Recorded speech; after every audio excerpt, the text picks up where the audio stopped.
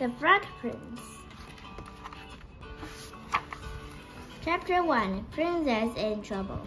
Princess Poppy was furious. "I want to marry him, Daddy," he said. She said, "He's smelly and smug and slimier than a frog." "You don't have to marry Prince Humperdinck now, darling," said her mother. "You can wait until you're grown up." "I never want to marry him," said Poppy. "I'd rather eat my toenails." "Poppy," shouted her father, "don't be so rude. You've been pampered by your mother, spoiled by your sisters. It's time you did as I say."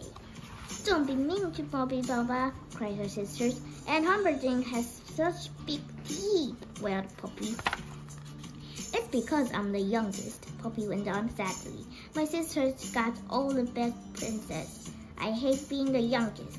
"That's enough," said the king. "Prince Humperdinck is coming to dinner tonight, and you must be polite to him. He is your future husband, after all." "I'll find another prince to marry," Poppy declared. "You can have until tomorrow morning," said the king, "but you'll never find a prince in that time." "Just you wait," said Poppy. She picked up her golden ball and stomped into the garden. Chapter 2. Poppy's Promise. Princess Poppy ran down the path to the palace pond, throwing and catching her ball as she went. "There must be another prince somewhere," she thought. "Anyone would be better than Humperdinck." Poppy was so cross she didn't see the wobbly stones. She wibbled. "Ooh!" She wobbled. "Ah!"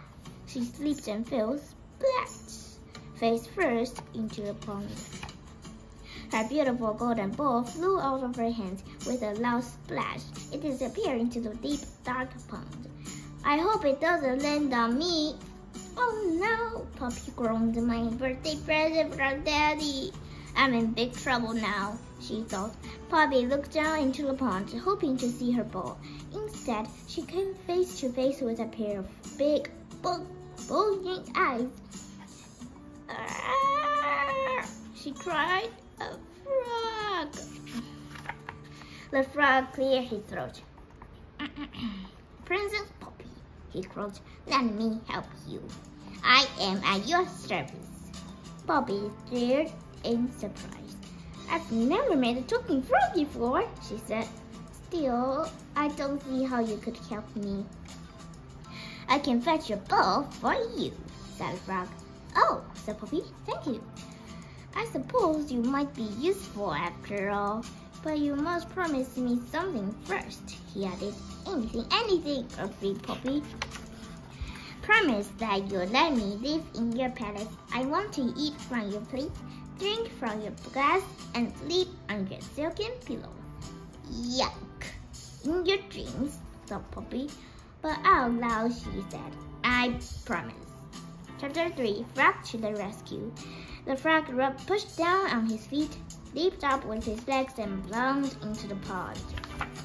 Princess Poppy waited. Suddenly, in the deep blue water, she saw a gleamer of gold. Ta-da!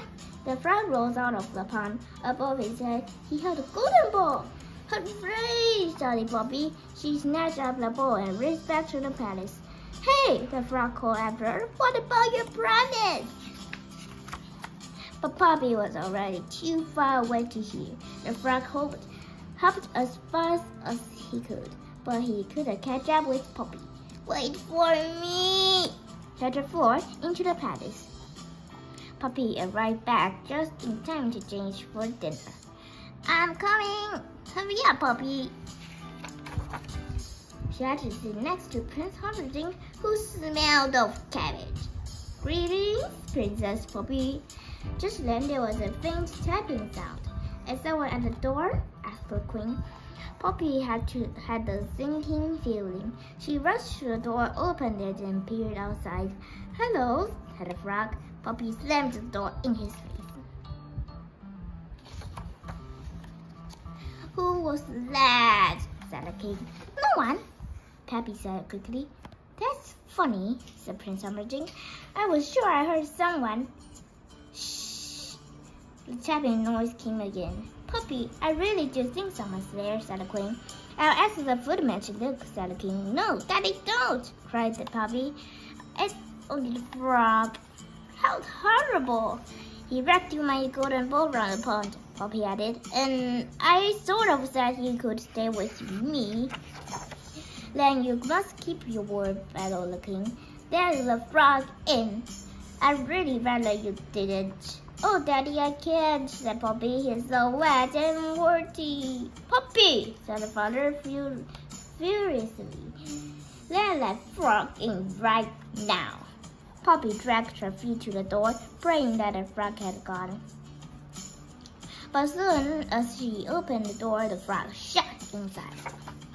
She followed Poppy all the way back to her chair. She could hear his wet feet going splat, splat, splat on the floor behind her. Poor you, he's the slimiest frog I'd ever seen. I thought I'd never make it. Oh dear, said Prince Humperdinck. Certainly, I'm not very hungry. I think I might be allergic to frogs. Excuse me, said the frog. But Princess Poppy did promise that I could eat from her plate. May I sit at the table too? Certainly not, snapped Poppy crossly. Don't be so rude, said the king. The frog is our guest. I'm starving, said the frog. What's the first course? Cold, watercress soup, said the king, smiling at him. Help yourself. This is the life. The frog dived into Poppy's bowl. This is delicious, he cried between mouthfuls. I don't think I'm hungry anymore, said Poppy, as the frog slurped up the last of her soup. I think I'm going to be sick. Right, said the frog cheerfully. What's next? Poppy sighed miserably. What a second course, she asked the maid.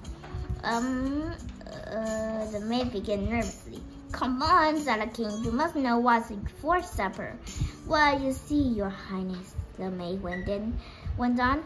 Cook didn't know about our extra guest. I'm afraid it's frog's legs. The frog goat. I think I might skip this course, he said weakly. Poppy didn't usually like frog's legs, but that night she had seconds. You must be full now.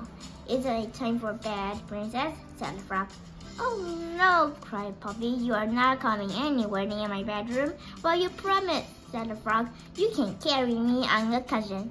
Poppy looked at her father pleadingly. Come on, dear, said the queen. Don't make Poppy touch that green slimy. Princess, don't break promises, interrupted the king sternly. Poppy took a deep breath, then stretching out her arm, she picked up the frog by 1 foot. Her sisters gasped, She touched him! moaned Prince Humperdinck and fainted. Chapter 5, The Frog Prince. Poppy dropped the frog in the darkest, most distant corner of her room before climbing into bed. But Princess Poppy, said the frog, you promised I could sleep on your silken pillow. Poppy didn't answer. If you don't let me, the frog threatened, I'll tell your father. I've had enough, sniffed Poppy. You're the meanest, ugliest, most horrible frog I've ever seen. I've ever met.